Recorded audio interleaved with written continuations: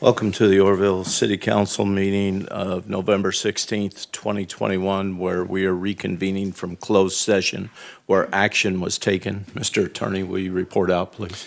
Yes, Mr. Mayor. As to items number 1 and 3, no reportable action was taken. As to item number 2, reportable action was taken. A motion was made by Vice Mayor Thompson, and a second was made by Councilmember Pittman, and the vote was unanimous in the affirmative to provide a COVID relief loan to the property commonly known as 2066 Bird Street in Oroville 95965. Copies of the loan documents are public records and can be obtained from me following this meeting. Thank you. Will you stand with me for the Pledge of Allegiance?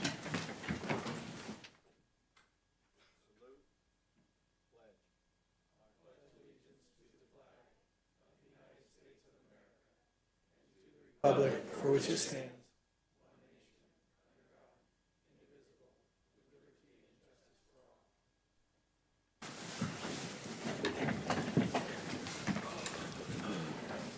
Looking for a motion to adopt the agenda. Mr. Mayor, I'd like to remove.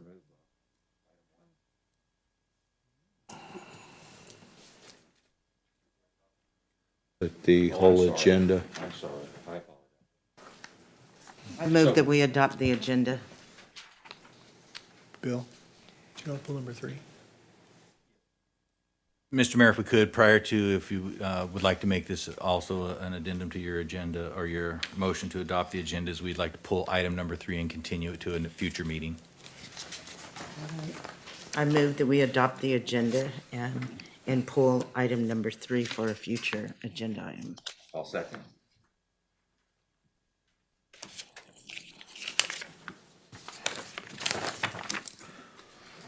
Motion carries with 7 yeses and 0 nos. Okay, this is the time for public communication for a hearing of non-agenda items.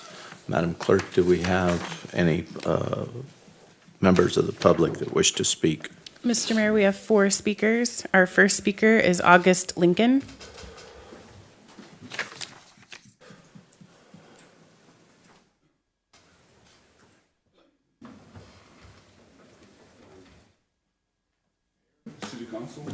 Sir, Mr. Lincoln, could you? Thank you. Mayor, City Council, my name is August Lincoln. I was only going to speak on one item tonight, but I think I'm going to speak on 2. On your agenda, you say you have an open meeting at 4:30, and you came out at 5 after 5. Common courtesy would have said that you guys should come out and tell us the meeting was going to take longer. That's common courtesy. My second item is I'm here because of the traffic signal at Table Mountain Boulevard and Grand Avenue. It has been blinking red for more than 40 days. 40 days, blinking red light. It's unbelievable it's not fixed. It is dangerous, a hazard for pedestrians, and ground for litigation. Since the fall has arrived, it has doubled the dangers. There is no excuse for this predicament. As a taxpaying city resident, I am not asking you to fix it. I am demanding that you fix it before it gets worse. Thank you. Mr. Mayor and Council, we're well aware of the light up there. Parts are on order. I believe there's a complete replacement panel coming. There is a supply chain issue. Parts are not readily available. You don't go down to the hardware store and get parts for these things. It's not neglect. It's just a matter of locating the proper parts and getting those parts here to repair it. 40 days. And it may be, quite honestly, even more than that to get the parts here. Because like I say, it's difficult to get a lot of these particular electronic parts because of shortages that exist because of issues around the globe, quite honestly. Our next speaker is Bill Speer.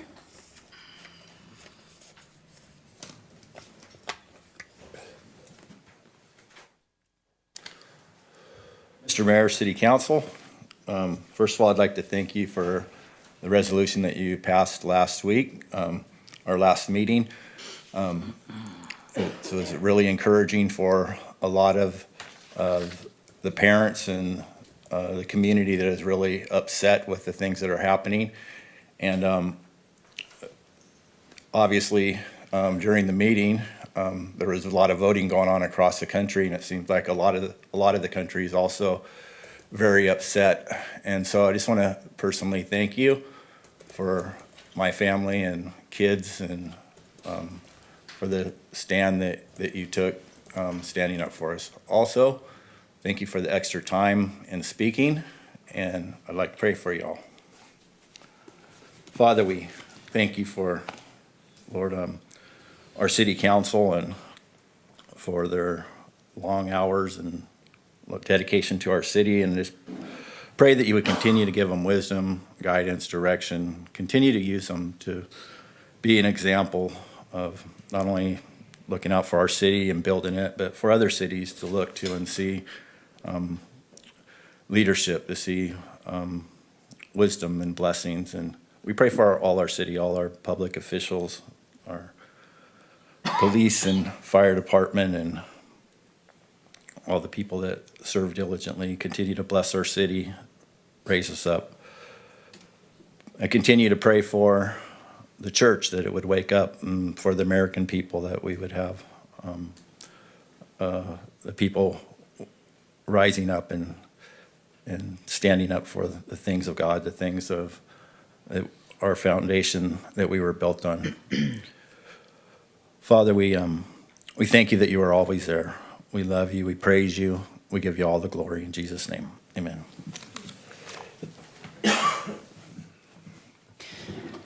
The next speaker is the cameraman.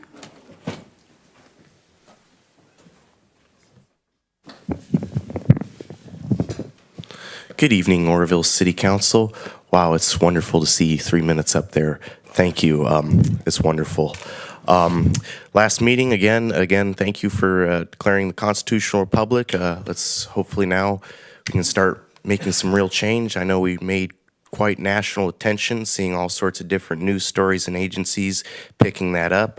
I know, I forget the network's name, but I think it begins with a C, but I saw the interview with you, Mr. Mayor. That was quite a good interview, very interesting talk.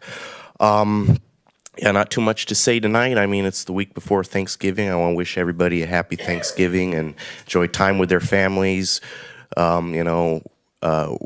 Whether tongue-tied here, I should say, enjoy time with your family and not having the government tell you whether or not you should do it or who you should associate with, because that's not their job. If you're sick, I would think common courtesy, you would not come to my Thanksgiving. I mean, I would like to think we all have some brains and we're not all just considered, mindless rats in a test cage to be observed. So anyways, so enjoy your Thanksgiving. And just on a final note, Table Mountain and Grand, that light has been out for quite a while, and it's just not that light, okay? There's other lights in the city that go out. I don't know what the problem specifically is with Table Mountain and Grand, but this light just seems to go out all the time. I mean, like I said, there's other lights I've seen go out, but just like this one is just notorious for going out repeatedly. So, I really feel the pain. And, it's not that I'm afraid of the light. I mean, I read the DMV instruction book and understand, when a light is out, it becomes a four-way stop. But for some people, that is just so complicated, a four-way stop. It's, it's not that difficult. So, please, people, be careful driving, but again, it's a four-way stop. Pay attention. It's not that difficult of a challenge to cross. And, on a side note, too, Table Mountain and Grand is the area where I was falsely arrested by Sergeant Sanzone of the Oroville Police Department right there in front of the 7-Eleven. And now we're less than 30 days out from the December 10th court date. I've still not gotten a case number, a courtesy notice, or anything indicating that my court date is actually in the system, other than the piece of paper that I was given from the jail saying that you got a court date at December 10th at 8:30 in the morning. So everybody's welcome to 10. If they don't drop the charges by then, I'm curious to see what's going to happen. Thank you. The last speaker is Pastor David Goodson.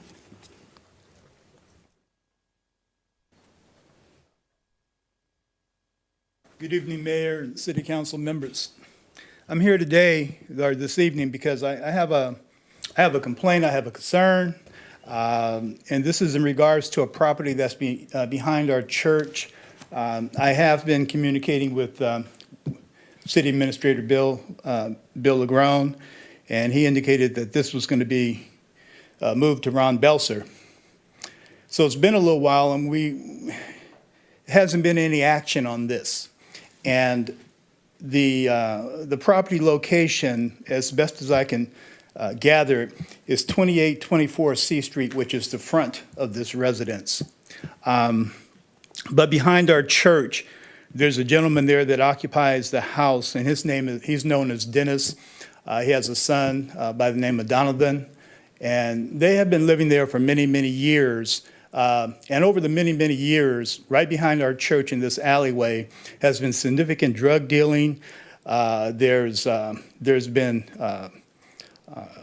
abandoned vehicles. There's been aggressive behavior by individuals that come through. There's drive-through traffic. There's walk-through traffic. It occurs at all hours of the day. It can be day, evening, night, morning. It doesn't really matter.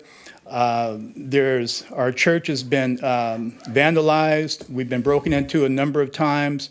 Many windows have been broken. People that have been associated with going to this residence and staying there and going back and forth have come onto our church property as well and trespassed onto theirs, spent the night and such. We do understand that there are homeless people, and we treat them with respect and concern. But the other activities is not so much the homeless, but it's the individuals that are coming through that have drug issues, essentially, and they have no respect for the property, and they have no respect for the neighbors that are surrounding that. So this evening, I spoke to to some of the neighbors, and they have expressed a concern about their safety as well. I'm hoping that some action can be taken on this as soon as possible. It would be great if the property could be boarded up. There was a fire there recently, 3 to 4 weeks ago, and the place is not habitable. There are also, I don't believe there are any utilities in this location. And it's just been a really an ongoing hassle for us. We have security lighting. We haven't got cameras yet, but we do have security lighting. But it's not, cameras won't really make a difference. Boarding this place up and getting rid of the problem will help us. Thank you. Pastor, are you saying that this is an abandoned property? It's not an abandoned property. From what I've heard is that we always thought that the guy, I don't know Dennis's last name, we always thought that this was his residence, that this was his home, but apparently there's a sister that, that is involved in this property as well. But he's been the primary person there for all the years that I've been familiar with the property. And, and there are addiction issues, okay, with individuals, right? And then there are just other folks, like this evening before I came to this meeting, I rode around the front, but I'm very careful because, the people are intimidating. So I couldn't exactly, I asked the lady across the street about the address, and she told me 2824. So I'm not quite sure if that's the front address of it, but the residence is not habitable. There was a fire in there, and they still light some type of heating, in the evening to stay warm, and it's not safe. I don't believe there are any utilities as well, and it seems like it should be boarded up. If a fence, some wire fencing could be put across the entrance from from our alley, that would help as well, to stop people coming through the alley and going to the property. But they only go there, they only continue to come, despite the fire, that didn't stop them, that didn't stop them. It didn't stop folks from living in there, some of the, and such. So it's just been a constant problem. We have communicated with Dennis and, told him and expressed our concerns over the years. And, he's a nice guy, but he has not taken any action, and such. So it's a dilapidated property? Yes, Okay. it's a nuisance. It's a nuisance, public nuisance. Mr. Legrone, you're aware of this? Yes, sir, Mr. Mayor, we're aware of it. We'll be working, code enforcement is aware of it as well. I'm not sure what the status of the case is with them. I did speak with Mr. Belser this afternoon, and him and I did briefly touch on this property again. We're also looking at addressing it from a law enforcement perspective as well for any criminal activity that may be occurring on or about that property. Thank you. Madam Clerk? Mr. Mayor, that is the last of the public speakers for non-agenda items. Okay, with that, we will close public communication, and I'm looking for a motion to adopt the consent calendar. Are you pulling item number 1, or are you removing it? Just pull it. Okay.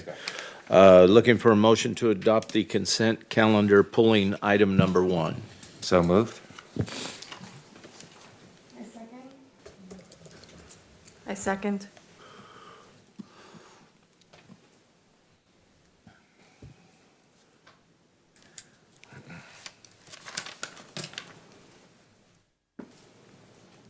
Motion carries with 7 yeses and 0 nos. Councilmember Smith, you pulled item number 1 from the consent calendar. Do you wish to comment on it? I do. I like the idea of participating this way with a nonprofit group. This is a request that joining this organization for $100, that staff request that this organization tags us in their social media, or somehow that we have some sort of value tied to this, because I actually, tourism is kind of an area of interest of mine. And so I looked at this and I couldn't find anything in that respect. I know they're a new organization, They're brand new still. but And- I would just ask that if not that it has to for the joining, but that we request it.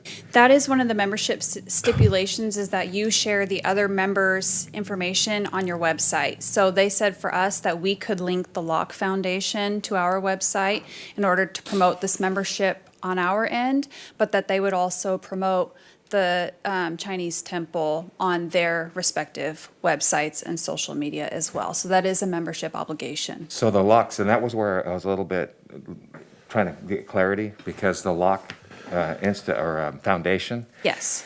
in Walnut Grove, I believe, that I couldn't find where this new organization has a direct, tie to them. So I was just trying to sort that out, but I saw the application, but it seems like it's 2 entities. Well, there's 14 entities altogether in this membership or in this group. And so they are Chinese historical societies or locations around Northern California that are teaming up to promote the others, so that these sites, these historic sites, can have higher visitation. And so that's really the basis behind this whole foundation. Okay, so you're confident that that will in fact happen, and we don't need to. I am feeling confident. I've had many conversations with Mr. Douglas Hasia, if I'm pronouncing his last name correctly. And so they are moving forward to try to build a more robust marketing plan for all of these locations. Great, thank you. Yeah. All right, and with that, did you care to make a motion on this? Yeah, I'll make a motion that we adopt the membership with the Chinese American Heritage Network. Second.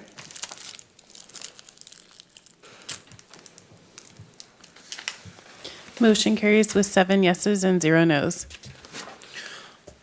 And with that, we will open the meeting up for public hearings at 5:27 p.m.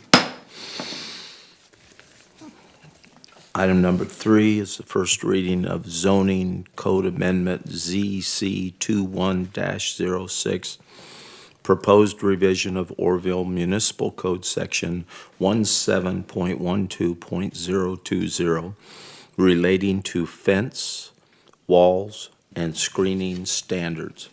Mr. Mayor, respectfully, staff requests to pull that to a future council meeting. Item number 3 will be removed till a future meeting. Moving on to item number 4, general plan amendment and first reading of ordinance 1858, to rezone property used as a public school at 440 Plumas Avenue to public quasi-public. Good evening, Mayor Reynolds, council members, Connor Musler, Assistant Planner. This item is a general plan amendment and rezone of the Plumas Avenue Elementary School at 440 Plumas Avenue from residential to public quasi-public. The city has initiated this general plan amendment, GPA 21-03, and zone change, ZC 21-07, upon receiving an inquiry from the school district's architect seeking to construct a 7,500 square foot pre-engineered metal building to be utilized by the school's maintenance department. While all other public school sites within the city have public zoning, Plumas Avenue Elementary School has a residential zoning designation, a likely oversight when the city adopted its general plan update. Public schools go through the Department of the State Architect, or DSA, for facility construction. However, this zone change would help projects exempt from DSA review, like the maintenance shop building, from having to go through the discretionary use permit process that would otherwise be required with the non-public zoning designation. Staff recommends approval of this item. Do we have any comments from the public on this item? Mr. Mayor, I have not received any public comments for this item. Do we have any comments from this dais? Having none, looking for a motion to adopt resolution number 9004 and waive the first reading and introduce by title only ordinance number 1858. I so move. Second.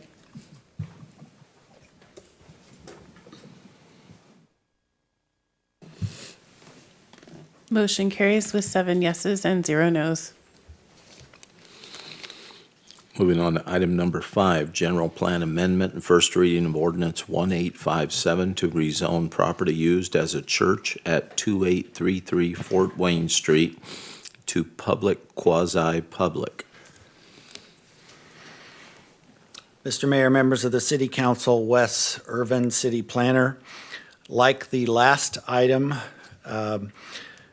we have realized when the Father's house wanted to put 3 portables in behind their church, that this property was zoned residential, which would have required a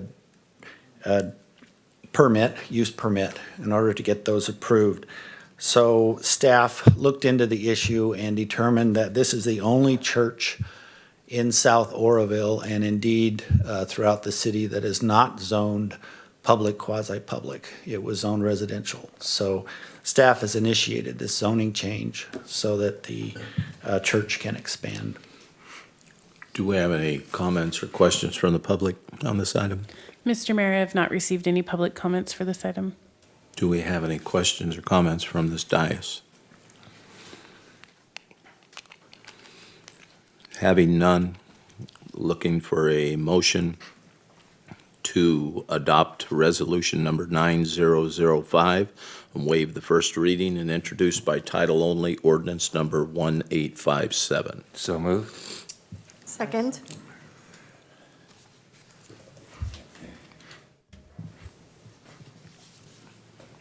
Motion carries with 7 yeses and 0 nos.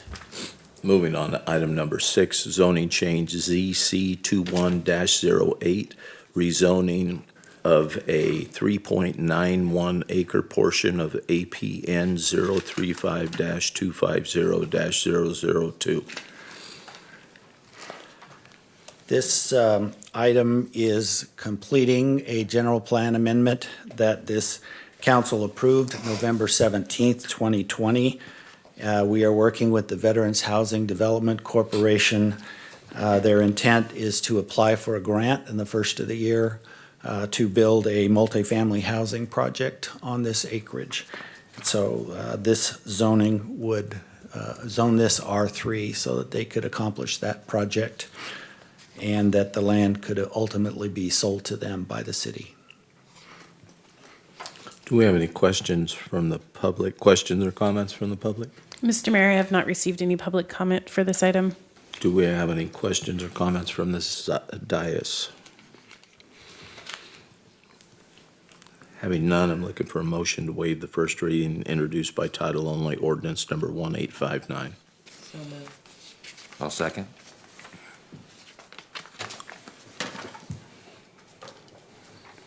Motion carries with 7 yeses and 0 nos.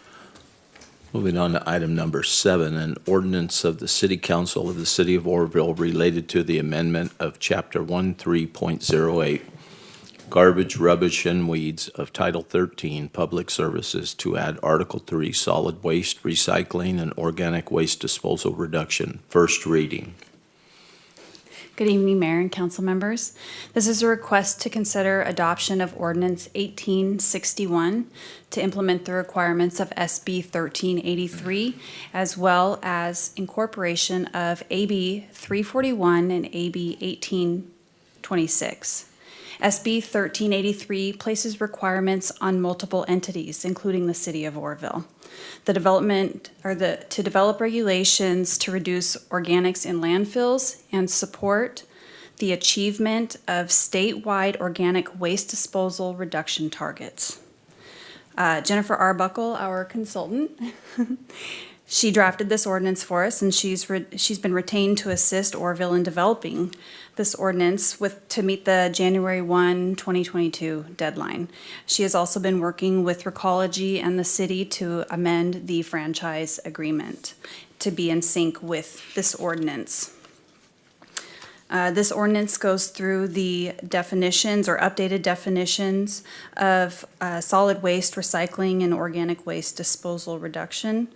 It goes through the requirements of single-family generators and commercial businesses, waivers for those generators, requirements for commercial edible food generators, requirements for food recovery organizations, self-haulers, Cal Green Recology requirements, or recycling requirements, and many others. Recology is also working to enhance their operations to meet the demands of this mandates. The franchise agreement amendments will also include ordering new trucks, bins, and other items. However, with the product shortages and budget constraints, Recology will not meet those January 1 deadlines, so of some of those regulations. But through SB 619, staff will be working to bring back a resolution and a notice of intent to comply so that we have target dates to hit and we still remain within compliance and not get fined or cited. So staff will also be returning at a future date with the amended franchise agreement as well as the notice of intent to comply. So with that, staff is recommending waiving the first reading of the ordinance and introducing by title only Ordinance 1861. Do we have any comments or questions or comments from the public? Mr. Mayor, I do not have any public speakers on this item. Councilmember Smith, you wish to speak? Yeah, just a question. So something as far-reaching as this, with these unfunded mandates coming from the state. We were just talking about that last council meeting, weren't we? So with that, and with the staff putting this together, how much in meeting those regulations with the state can that be massaged? I mean, in other words, there's got to be a range. And so, my thing would be, again, we're somebody spending countless hours assembling and putting this together. Obviously, they have a whole lot more information than at least for me anyway. Yeah. But I feel that this is overreaching, it's arduous, it's going to be challenging. I don't even see for a rural community how it really meets the purpose, which is to reduce greenhouse emissions. I think that actually probably in a small community like ours, we're going to belch out more carbon than we're saving, potentially. Right. But that's to the bigger issue. I'm just kind of curious, is there wiggle room we can make it as less pain, take some of the pain out of it as you're drafting this, as you're putting this together? Oh, we can lighten this up, and still meet the requirements, but not make it so overreaching or far-reaching? Yes and no. So as far as what jurisdictional responsibilities the City of Oroville has, we're also collaborating with the County of Butte. And Recology is taking a lot of the burden as well, but we're the oversight for Recology. And so, like you'll see,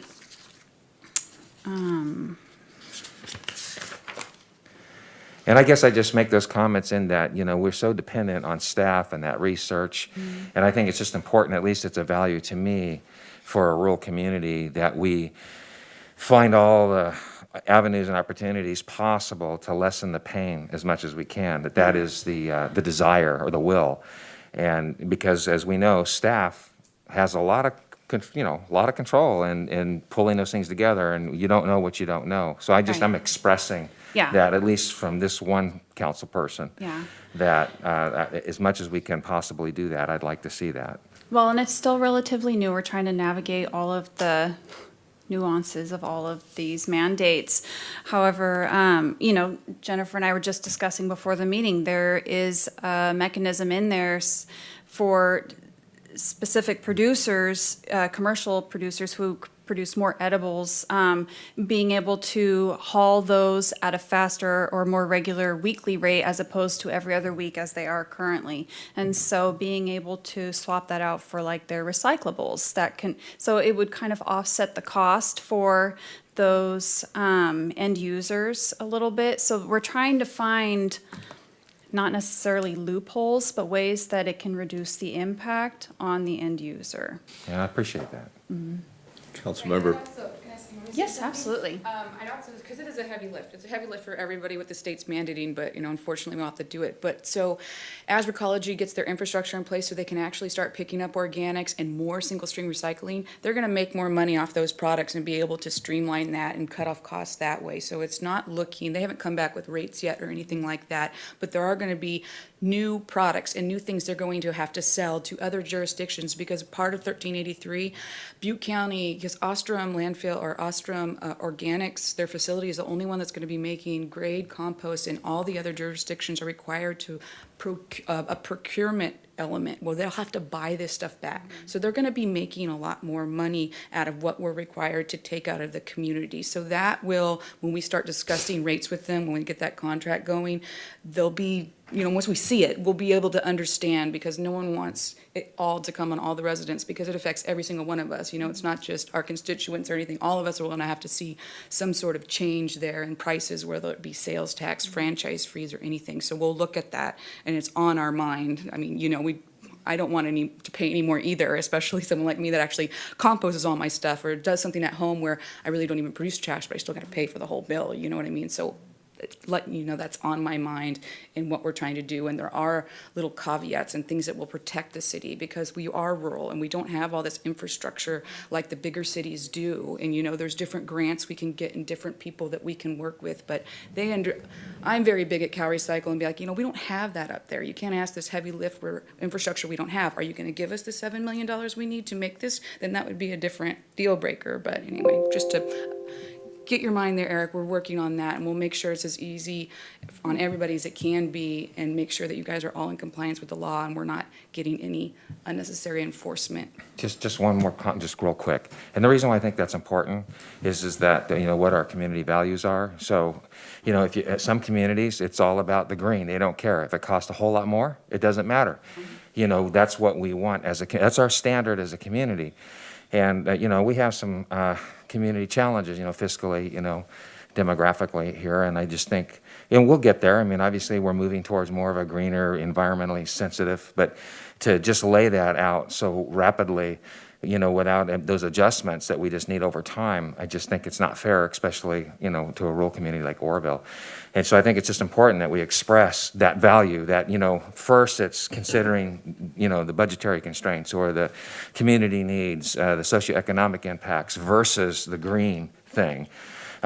So that we weigh, or at least I do, I weigh on the side of economic stability for our community. And we'll eventually get there with the Green Deal, but, one way or the other, we have to, obviously, because it's a mandate.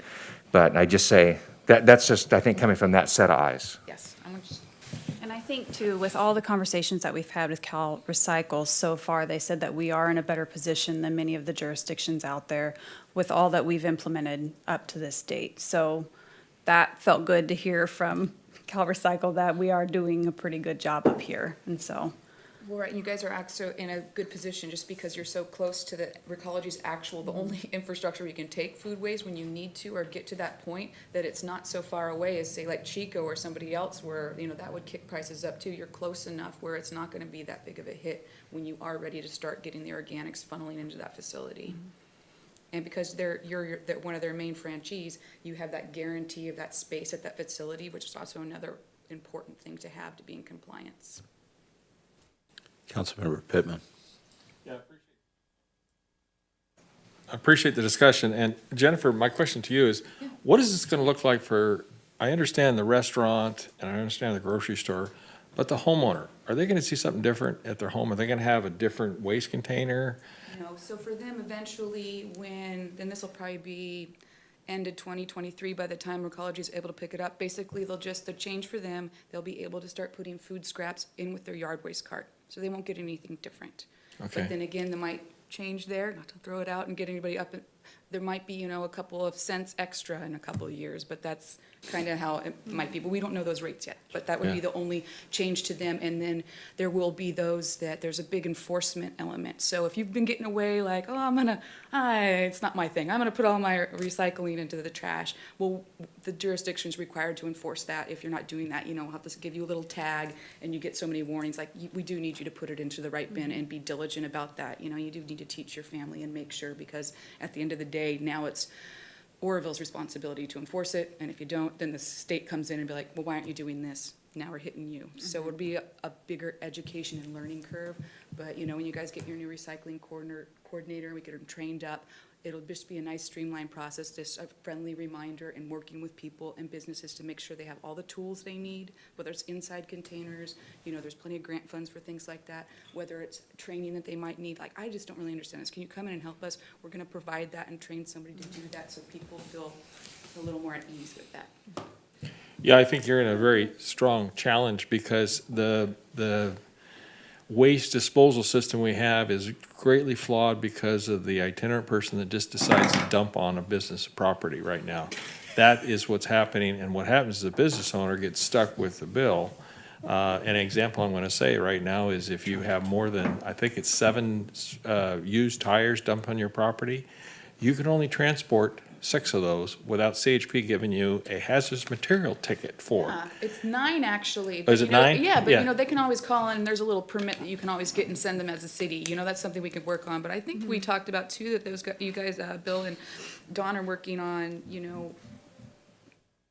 But see, as a a business. different enclosure, because Right. I went around and I get it, your enclosures, because people throw it on, but people are starting to build the enclosures where you can't get anything in there. No one can Yeah. jump over Right. and dig through it. So I think that's just something, again, that the Well, community's got to work it's also on. the enclosure, but if you just have a facility that's open to the public and they just Yes. dump it on your ground, you, the business owner, are stuck with it. And then when you try to properly take it to the dump, you could possibly get a CHP fine for transporting too many tires. And then when you get there, you got to pay $2 to $6 a tire to get rid of it. Yeah. That's where we're wrong in this system. And I don't know how we're going to fix it. It's a tough one because I know multiple business owners that are dealing with this trash issue.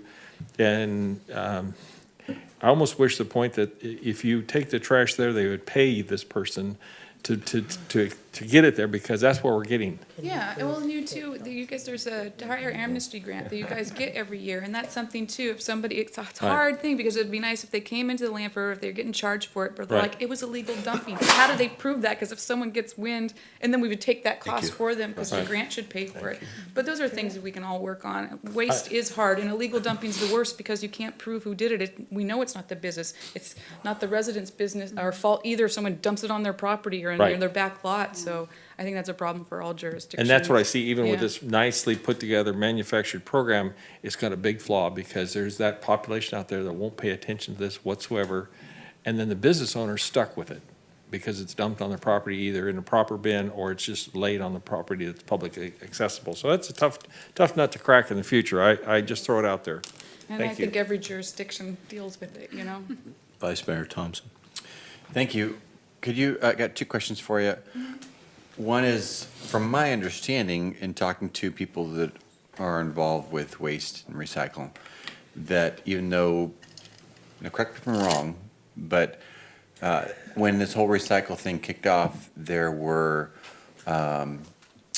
allowances for dirty waste to be in recycle for these companies to buy the recycle or receive the recycle from these entities, and it was like a 10 or 20% when it started, and now it's gone down so small that from my understanding, that all the recycle now, you're your plastics, your papers, for buying a lot of it's just going into the same place, even though we're separating it. At the end of the day, it's ending up in the same spot. Is that incorrect? Yeah, I don't, so I. And this was I think from, what I you're trying to want to out the person who told me, but it was definitely a person that was in the know, because again, there's allowances. They said there's a certain percentage that when the recycle company takes the recycle from the home to the place that they take it to, Yeah, they're allowed like to the MRF, so the mechanical recovery facility. So say they take it there and that, as that facility, and they used to be shipping things, like say your plastic, they would ship a bale and maybe there's 10 to 20% contamination and it's allowed, or they'll go, okay, we'll deal with that. But it was becoming such a problem on a national scale, what was sent over, they're like, we're not taking this anymore. So you need to be under 5%. Right. It's not necessarily a law, it's the marketers, the people that are buying Right. it. We're just not gonna take it. So if Right. you don't separate out the MRF correctly, or if you're just running through a dirty stream, most MRFs, they're doing such a good job in separating so well that their bales shouldn't really have any trash in them. And that's different companies. So different companies might be having that problem, and other ones are doing a good job and still able to market their materials very well. I think Recology has taken care of this problem, and they're pulling all the stuff out that they're supposed to. They might need to still get more facilities and more processing, lines to make sure they're in that compliance, but from what I've heard, they're working on that, and that's Okay. all we can do is wait. I'm not going to say who I talked to, but they said that pretty much, on the surface, it looks like we're recycling, but at the end of the day, it's all ended up in the same spot. But anyway, Oh, well, that may be, I'm conversation. not privy to that. If that's the Yeah. case, I would say that's too bad, like if there's so much contamination on the Yeah. route, but that comes down to it like takes a education. lot, because it takes money on the company's end then to do the extra work to bring it down to that small contamination to where it's just like, forget it. So anyway, that was my first question. Yeah. So I guess we don't have necessarily an answer on that one, I but. agree, but if you're having like contamination, I'll just point out, like in your current franchise agreement, they're supposed to be doing so much monitoring and education and, making sure that that the customers and constituents are putting the right thing in the right bin. And that's something that we're really gonna have to bump up, with this enforcement. Like, you can't just turn a blind eye and be like, oh, it's not working, so I'm just gonna take it to landfill. No, you really need to train them to make sure they get the right thing in the right place. And this law will really make sure that that's gonna change. It'll have to. Yeah, so my point being is that they're adding more recycle steps to the process when we're currently struggling with the ones that we already have, which is silly and overreaching. My second question is, you said were the oversight.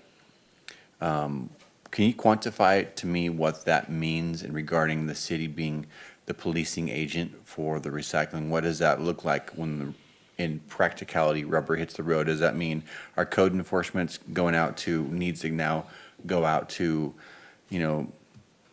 Fifth Street and make sure everything is okay, and then cite them, or go to homeowner Bob's house and cite him? Because, what does this look like in actual oversight for our citizens?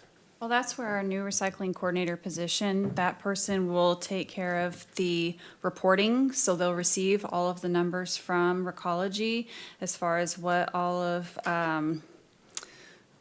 their loads, their tonnage, all the separation, everything that they receive. It'll also, for that recycling coordinator, will do site visits. They'll pick a street and they will review the bins on that street, and you'll either get a red tag or you'll get a green tag, and we'll know how much more education is needed. And are they in those are they areas. required by the state to hand out a certain amount of sightings, or how does the state then making sure that our recycle coordinator is doing that person's job?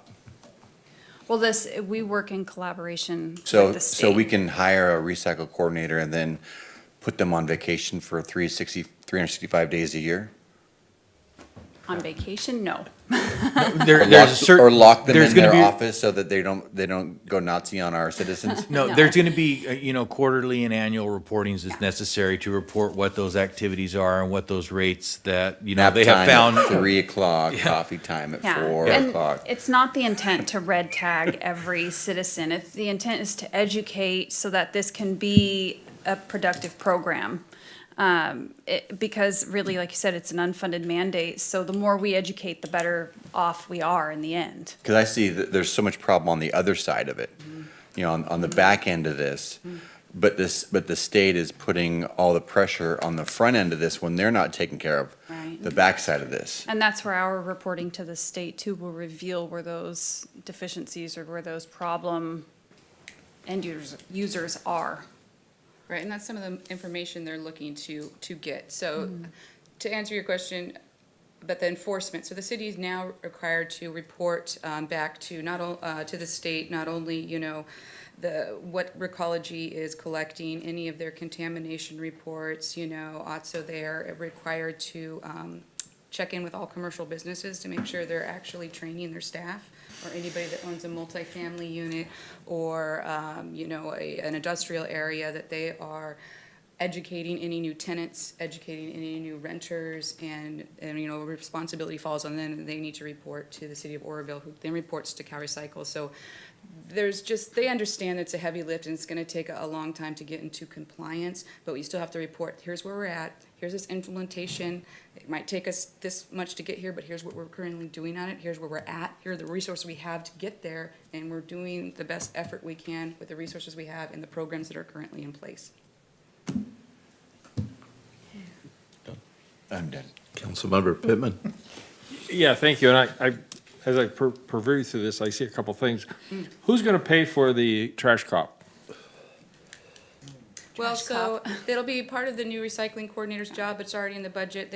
We have to find somebody. And then also Recology will bring on a couple of new staff to help with that heavy lift. So, and that won't be like, oh, I'm gonna go to your trash can and come up to your door and knock on, you're doing a bad job, here, you owe us $500. I realize, It'll just be more like, you know, there's a requirement for doing a route review once a year. So you pick a number of routes, say just one street, we'd go and lid flip, you know, 20 cans and just report that, okay, this is how this area is doing, and then we know where to concentrate the education, or to concentrate where people need help. And it won't be, you know, we're gonna start finding you, it's just, you gotta help us help you. I appreciate that, but Yeah. is this money going to come out of our general fund to pay for this Yes. position? Oh. We've already budgeted for the position. Okay. We've been recruiting for it. And then when we find someone, who gets the fine? Who gets the what? The fine. If someone is fined for failure to follow, who gets the fine? Well, we're trying to avoid fines. Fines, out of Oh, it. I agree. But that would be under the city's discretion. They haven't Mm-hmm. decided that yet. Like, do you have to find somebody? No, you do not. You Okay. can decide just to give them a warning or whatever, you guys can. I appreciate that, but however you right now, we can't even get our traffic enforced in this town. And it's bizarre to me that they're telling us to do something that we have to pay for. And then when we do put traffic officers on the street and we issue a ticket, $100 of that fine, the person pays, we only get $9 to the city of Oroville out of that $100. That's what scares me, is the state or the recycling board would come back with some kind of fine structure that screws the city. And that's where I'm at right now, because I'm a little bit, and I'm saying this because I'm gonna toot this horn.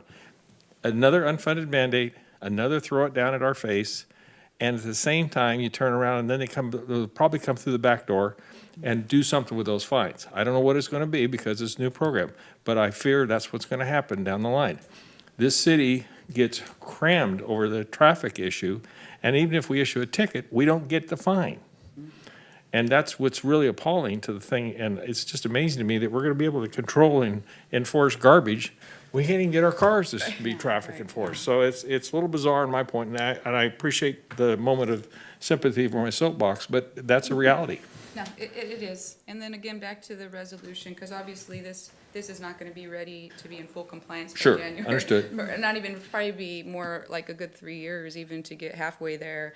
So there's that new resolution that they adopted, so we'll be able to write that, and I'm currently writing it. So that will protect the city for, you know, Appreciate years that. to come. Thank So you. no one can come back and find you anytime soon, and then we'll keep, as we go, keep renewing it if we have to protect the city against any fines like that, because, you know, again, it's not, I say it a lot to CalRecycle, this isn't appropriate, you know, I'm all for it, but we don't have the infrastructure. Well, You gotta give us, you you gotta raise give it- us the tools to Yeah, get you raise there. another issue that if we don't do it right, they'll fine us, the city.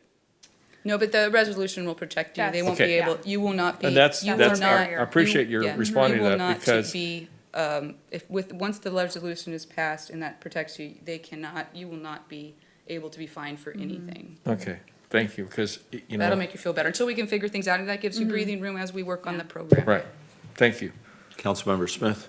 Yeah, just real brief, I know we've been on this a while, but that goes back to my earlier comment about, you know, the will of the council and protecting the folks, because when you drill down into this compliance czar position, as I like to refer to it as, that there's a lot of far-reaching authority there. Inspection of your records, the food generators, and they can just march right into your business, into the Italian kitchen, and demand, you know, full authority. Look at your records, look at all that. And as I'm looking at the ordinance as written, the only folks that are kind of protected is your private residential.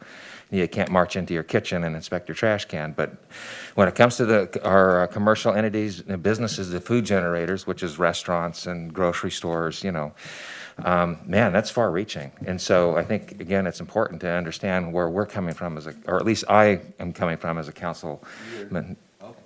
Yeah, that we certainly watch all of those moving pieces, and it is complex. I get that, but that, you know, as light on the gas pedal as possible.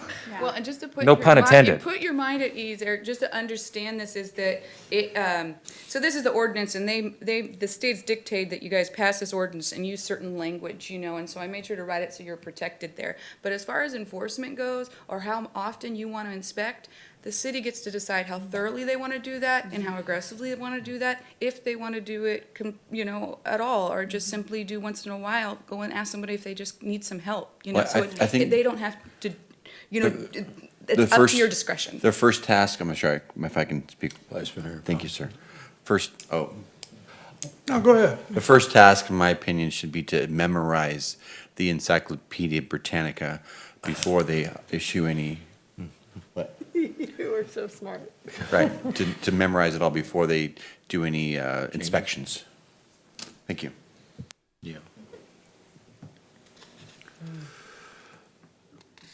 Councilmember Hatley. Thank you. I have one quick question. When these enforcement people come out and go through the garbage can, is that can on the street, or is that on for residential? Is the can, when you put it out on the street, then they come by and go through it? Or are they going to come onto somebody's property? No, no. Because that's going to cause us some real issues. Only on the street on the day that it would be a pickup day for Okay. that location.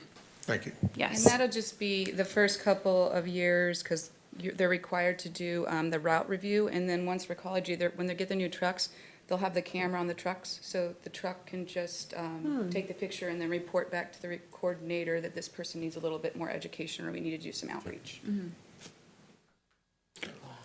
Most of us already have people going through our garbage cans at night. Can't you create an app where they just report in? That'd be great.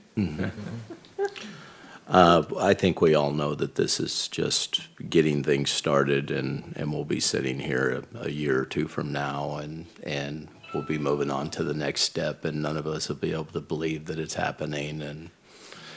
But are there any more questions from this dais?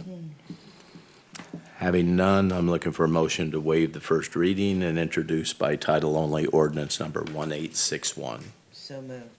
I'll second.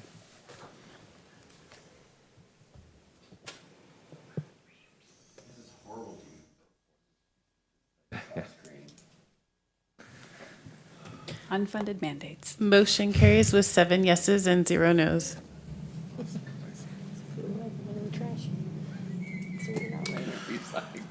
And with that, we will close the public hearings at 6:01 PM. Moving on to regular business, item number 8, acceptance of proposal from Trover Construction Project Management for the Dispatch Center and Capital Improvement Project. Hello again. As Mayor Reynolds said, this is a request to approve the proposal from Trover Construction Management for the remodel at the dispatch facility or the public safety facility. And this is a proposal not to exceed $78,000. But really what this proposal is a security for the city's interest in this project. We don't want to see happen again what we previously saw with the former contractor. We want our dollars, our facility to be protected and constructed properly. And so staff had contacted a few construction management firms. We met and did a site walk with Trover Construction, who expressed interest. He had provided a proposal for us.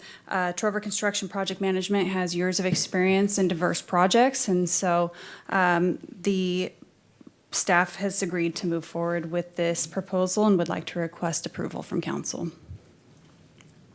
Do we have any questions or comments from the public on this item? Mr. Mayor, I have not received any public comment on this item.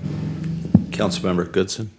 Yes, here's my thought process. Do we not have enough qualified staffs at Tom Lando? And he's been a city manager for a couple of decades in the city of Chico. Surely he has had oversight and been an overseer in various community and remodeling projects.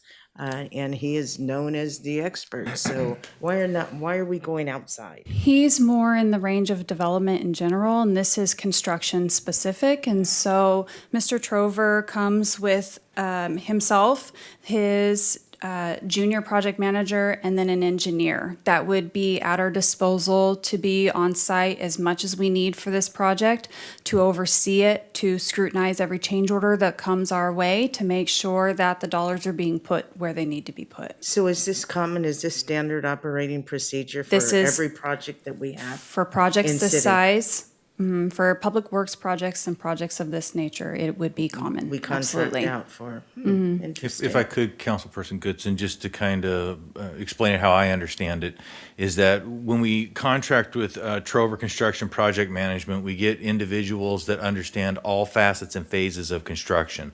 So when they open up a wall and they say, hey, these wires are all incorrect, they're the wrong size, or they're aluminum and they should be copper or whatever, none of us have that specific knowledge to know if that is a correct thing or not. So we have no idea if the contractor is just telling us that because they want to upsell us, or if it is a legitimate need of the project. Trover, what their job to do is to look at that, have the expertise and the knowledge, and then advise us whether that is a good change order that we should authorize or should not authorize. So we're buying technical expertise and putting somebody on the job site so that when walls get closed and ceilings and things like that, problems don't get hidden and buried in those walls. So kind of just as a layperson, that's what I understand we're going to get here, so we don't end up with counters that are too tall, or light switches that aren't right, or a toilet that has to have the flush thing on the right and not the left. That's the expertise that we're buying from having this supervision there. Detail. They're also known as an owner's rep, and what they're doing is ensuring that the owner of the property, which is us, will get a quality product, and that all of the billing, everything will be, you won't end up with paying the money out and then find out that there's a $200,000 material bill somewhere that's got a lien against our property. So nearly every job I work on has an owner's rep. And just so the council knows, it's a $78,000 estimate not to exceed. There are hourly rates on page 142, number 3 of this, for each individual. So if they're not there for the necessary, it may not necessarily be $78,000. It just will not exceed that amount. Councilmember Hatley? Thank you. Well, that's not necessarily correct, because there's a 10% contingency built into this. So really what we're looking at is $85,800. And that's why on staff, when these agenda items come out like this and under recommendations, I'd like to see that put in there, because then that way we're transparent. Nobody can come back because all of a sudden we're in here and they've spent $85,000 instead of the 78. everybody knows that that Right. was built into that. And I built that 10% into this project because of the unforeseens that we may face with this project and what the craftsmanship or lack of craftsmanship that the previous contractor had with this project. So it was basically a fail-safe for us, even though he is committed to a not to exceed $78,000. And I understand what you're saying, I Councilman understand Hatley. that, but what I'm telling you is We can absolutely I make will- that change in the Potentially, fiscal we could impacts. be 85,800. Yes, That's all that I'm is saying. correct. Let's just be upfront about it and say, it's not gonna be 78,000, it could be 85,800. That's all I'm saying, Right. just so it's open. I'm not opposed to it, it's just the fact, but just say it. Yeah. Yeah, no, we I'm can, tired of this, this, oh, no, it's this much, and then all of a sudden, it's like buying police cars when they used to say it, oh, the car's only 35,000. Then all of a sudden, we were in it for 40 because, oh, well, we didn't add the equipment in it. Right. So that's what I'm just trying to get away from. Let's just That will be included going Let's just be forward. included on that, so Right. there's no ifs, ands, or buts, and the public knows. Okay. Thank you. and if I could just add one more thing that I forgot to add, Councilperson Goodson, about what this individual will be doing is as they're there and the deconstruction is occurring prior to the new construction, they'll be noting what are litigation items and what are just remodel items, because we are pursuing potential litigation against the prior contractor, and the poor work and the inappropriate or non-compliant work is all going to be noted by an expert who will photograph and collect that Right. and pass that on. So it is also collecting additional information for future litigation. Thank you. Councilmember Smith? Yeah, I appreciate those final comments. Kind of going to Councilman Hatley's point about, I believe outside of that, if there are change orders, I think there's a 6% fee that can be, so it even can potentially go beyond the Be 10%. higher. Am I understanding that correctly? I read it earlier, now For I'm the questioning it in my mind. contractor, for Slater and Sons, our contractor, they have a 15% contingency on that contract for unforeseens and for change orders outside the scope of work. Yeah, and the other part, I wish we had done this a while back, because this is smart business at the end of the day, and I hope that there's been plenty of time for site review to minimize all those change, potentials. I know there are things behind walls, that used to be, I was a general contractor at one time, so I get that. But the same, I just hope that, and then that relationship that the two firms have with each other, I think they're both Chico-based. Yes. So, that's always, relationships are super important, especially in this industry. They are And- familiar with each other and have had conversations already regarding this project, just to kind of touch bases. I've walked the site with this construction manager. Also, if this gets approved this evening, I have a pre-construction meeting scheduled tomorrow morning with the contractor, the construction manager, and staff, so that we can get things all laid out and squared away before the project commences. Super, thank you. Are there any other comments from this dais? Having none, looking for a motion to adopt resolution number 9006. So moved. Second.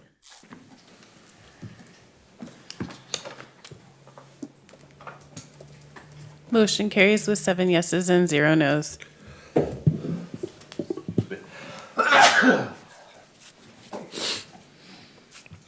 Moving on to reports, discussions, correspondence, council announcements, and reports. Are there any, Councilmember Riggs? Thank you. I just wanted to say a number of things on behalf of downtown Oroville. The first is a huge appreciation from downtown Oroville to our city staff for the lovely work they're doing as far as decorating downtown goes with the light poles and the garland, and acquiring a tree for the community. And then I also wanted to share with this dais, with the other council members and the community, that there's a number of holiday events upcoming, and those are the Christmas preview, which occurs this Saturday throughout downtown, Small Business Saturday on Saturday the 27th.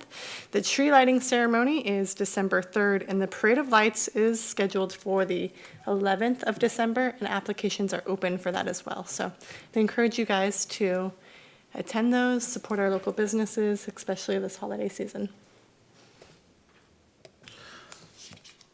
Anyone else?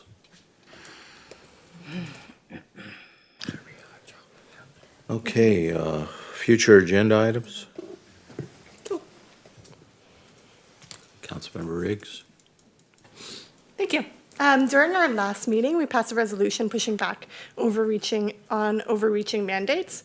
And as I mentioned during that meeting, I just believe that the more appropriate action to push back on overreaching mandates is through legal cases.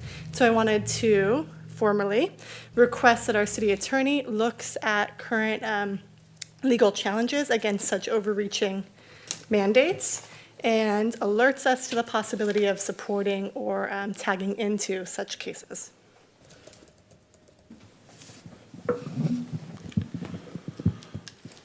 Okay, administration reports, Mr. LeGrand. Can you define? Yes, you do.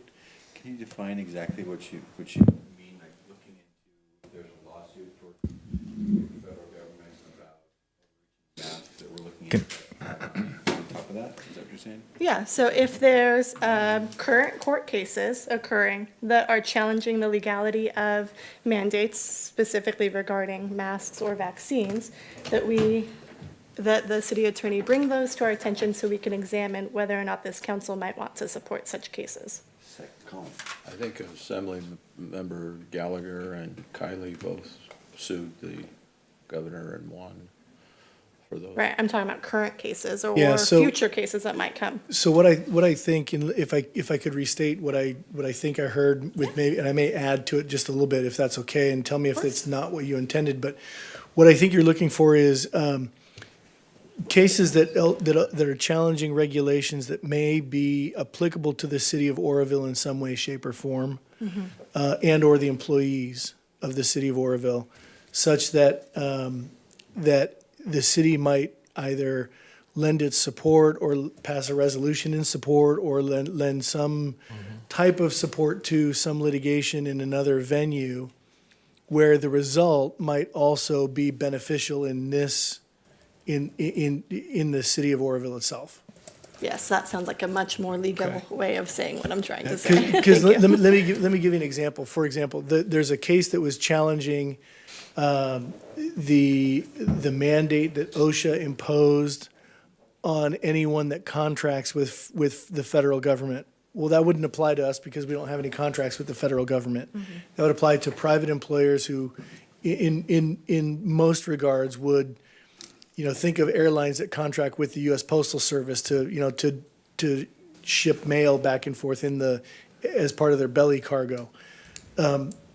Those are federal contractors. We are not a federal contractor, so there wouldn't be any benefit to the city in joining a case like that. I'm thinking of something where if it was some regulation or some ordinance that would apply to the city, to city employees, or have some impact for the city of Oroville. Yeah, I'm looking at the local level, not a national level. Okay. Yep.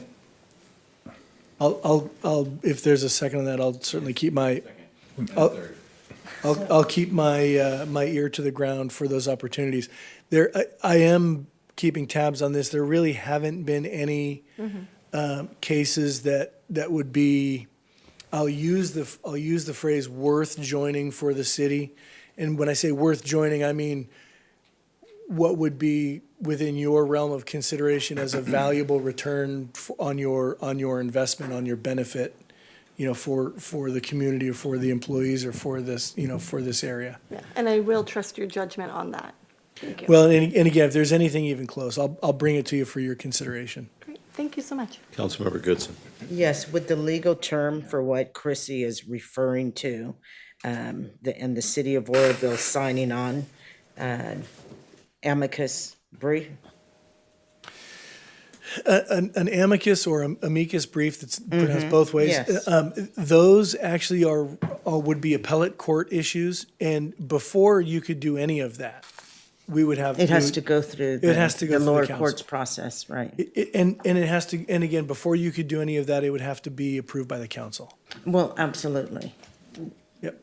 Right. But yes, it could be as part of, you could wait, it could be as part of an amicus brief, it could be as one, it could be lending some support at the district court level before it gets to an appellate court.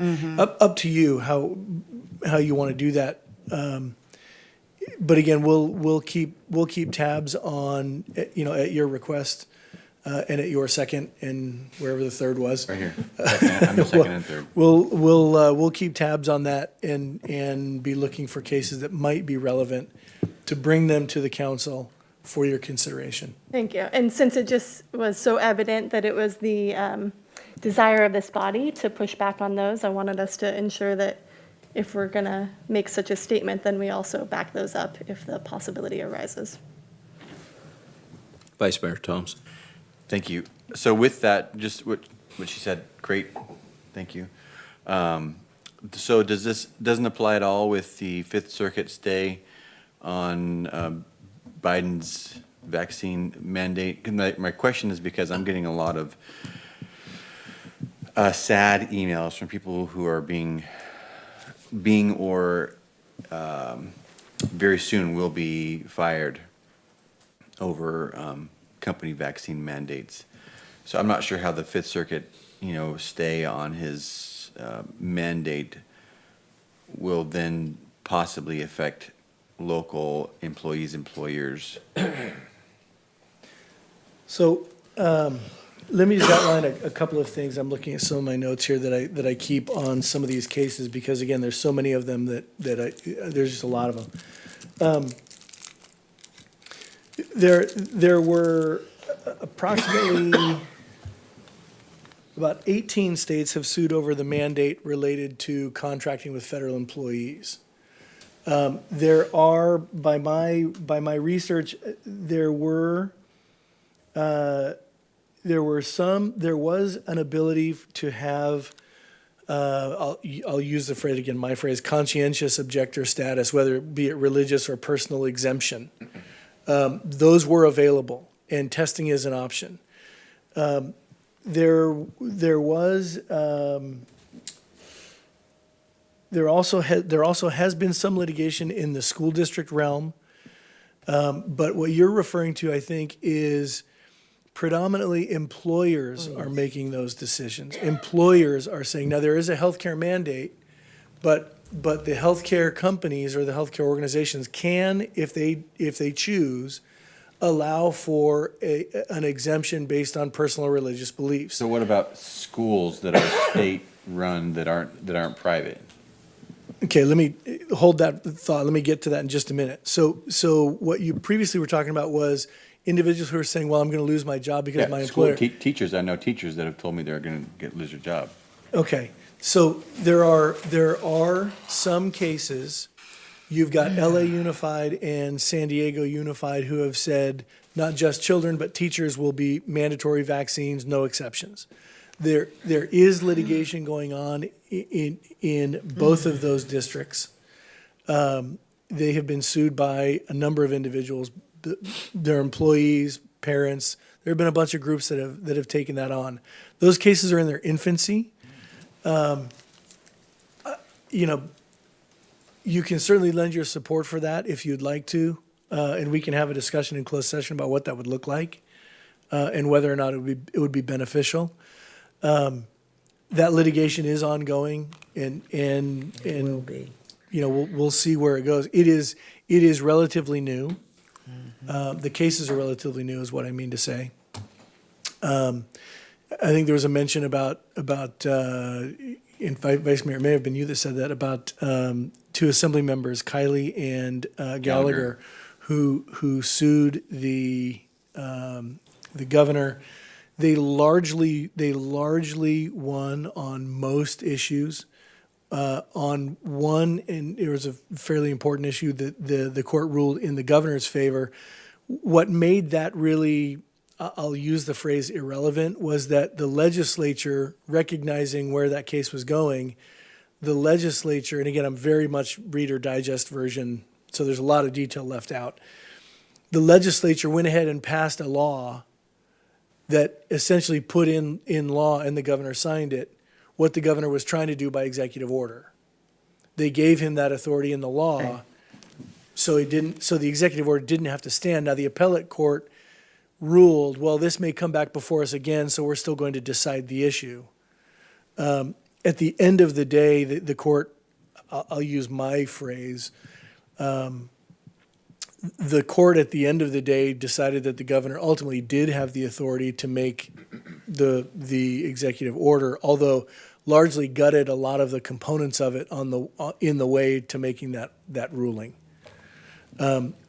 Having said that, like I said, the legislature, doing belts and suspender method, went around and just implemented everything the governor had in his executive order.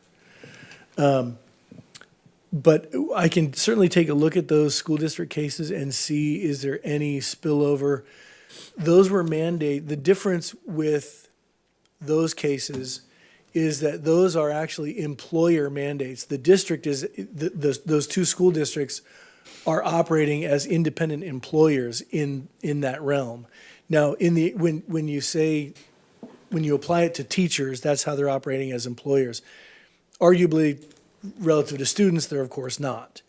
But as it affects the employees of those two districts, they're operating as employers, not as a governmental entity.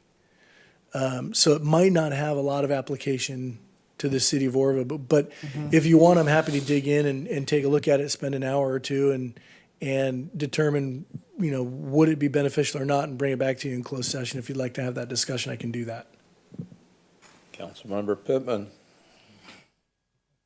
Yeah, thank you. Real quick, one of the things I thought to mention to this council especially is the county is going through redistricting for the supervisory districts. Right. And I would encourage us all to take a look at what's being proposed, because Oroville is being butchered by a number of different proposals. And, I'm not telling you which one to favor, but I would certainly suggest you take a look at it, because we could have, we already have 2 supervisors, and we could have 3, the way it's being cut up in a number of those district maps. So I encourage everyone and everyone in the city to take a look at that, because Oroville's not doing not being fairly well treated, as far as I'm concerned, as far as the supervisor districts maps that are being proposed. So I certainly would encourage everyone to participate in that process. Mr. LeGrone. Thank you, Mr. Mayor. I just want to remind the council that this Thursday at 6 p.m. we have a redistricting meeting where we are going to hear a presentation from Q2 data regarding communities of interest, and start us down that path of redistricting our city and redrawing our maps. And I already have a pre-engagement on that time. Thursdays are. Okay, this was. Yeah, I know. We can work toward. We're going to have to republish, and we'll figure all that logistics out for you, Vice Mayor. Is that all? Yes, sir. Chief Tens. Yeah, real quick, I just wanted to notify council last week our dispatch change was last week, and that's been successful. Also, on December 20th, the fire department has teamed up with the Salvation Army for the toy drive, and we'll be out there from 10 to 3:30 at 1640 Washington at the Salvation Army Church. So we're excited about that. What's the date on that again? December 20th. Saturday.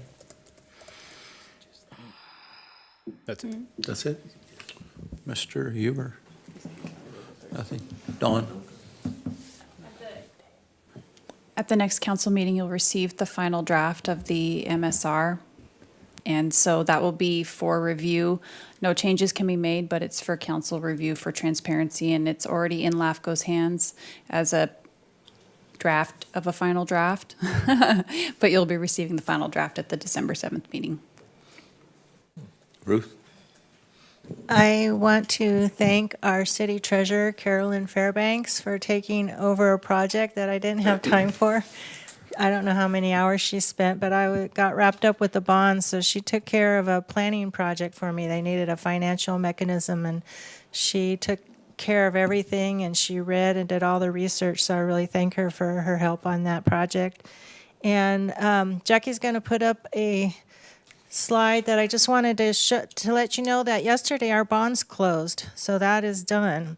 And this is what the estimated new situation is going to look like. So the light blue is our old, what we would be estimated to pay CalPERS. The little gray parts on the first 2 year were our old pension bonds that we paid off. So the new red line going through it is going to be our new payment every year.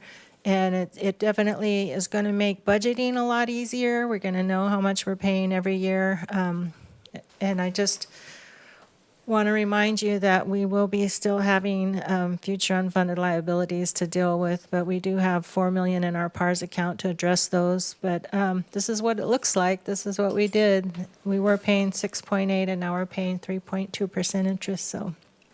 Good job. Great work, Ruth. Thank you. So it's been brought to my attention that tomorrow is your 7th year work anniversary. 7 years. Yeah, it's been a pleasure to work here. And I also wanted to wish everybody a very nice Thanksgiving with your families. Thank you, you as well. Thank you, Ruth. Okay, I was going to mention something too. Tomorrow night, there's Rotary is involved in giving away, I believe, 400, Dave? 450 dinners Yeah, I forgot tomorrow the night. number. Yeah. We're meeting at Plumas Avenue School about 4:30, and people will be assigned addresses and boxed dinners to deliver to families who otherwise might not have a Thanksgiving dinner, and really appreciate that. I don't think we'll be able to be there, but because of scheduling conflicts, but I really wanted to. So if anybody wants to volunteer, we could use a lot of help there. So with that, we will adjourn until December 7th, 2021 at 4 p.m.